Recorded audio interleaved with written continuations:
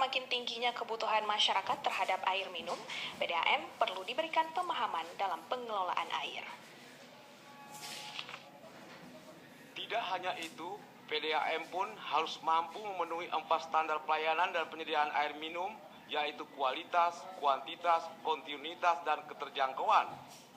Menyadari pentingnya meningkatkan kinerja, Badan Pengembangan Sistem Penyediaan Air Minum BPSPAM Aceh menggelar bimbingan teknis tentang tata kelola PDAM dan aspek pidana dalam korporasi selama 3 hari sejak Selasa 28 hingga Kamis 30 November mendatang.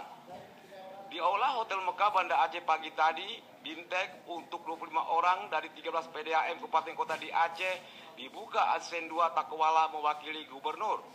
Semua peserta mendapat materi dari Kepala BPSPAM Regional Aceh Azhari Ali dan BPKP Perwakilan Aceh. Takwala mengatakan, mengingat semakin tingginya kebutuhan masyarakat terhadap air minum, tentu akan diikuti dengan penyediaan air minum. Kebutuhan masyarakat terhadap air minum harus diberikan dengan pelayanan publik yang baik.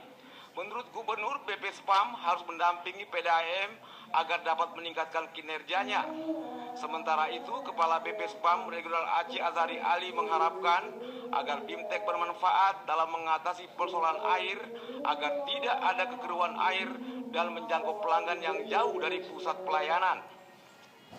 Kita ada 13 PDAM, mulai dari yang sudah jalan medik sampai ke seperti tadi ada yang Aceh Utara ya, terus dia masih baru mulai.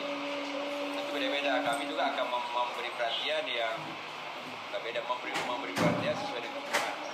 Pada Aceh mungkin dia sudah medik, kita perlu dibantu dalam hal dia mungkin sudah saatnya dia memperbaiki tata kelola bagaimana keluhan orang seperti kita.